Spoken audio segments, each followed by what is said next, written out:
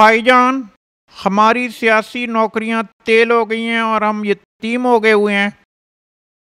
हम वो चीलें और कौवे हैं जिनको अंडे देने के लिए कोई दरख्त नहीं मिल रहा।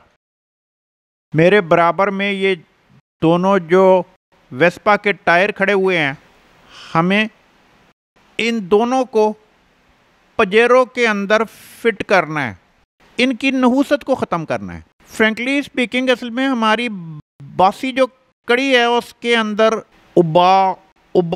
उबाल आ रहा है और हम अपने नए कबूतर जो रुमालों के अंदर से निकालना है हमको, वो हम निकालने जा रहे हैं आइंदा चंद दिनों के अंदर।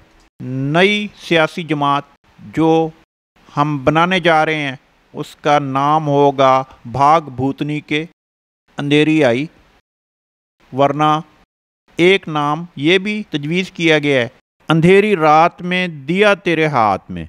हमारी जो ये नई सियासी जमात होगी इसमें हम झूठ ज़्यादा बोला करेंगे और कोशिश करेंगे कि हमारे अब्बे नू जो बिल्ली चुक के ले गई है हम उनको भी बिल्ली से वापस लेकर आएं। चलो जी, भाग भूतनी ते नेरी आई।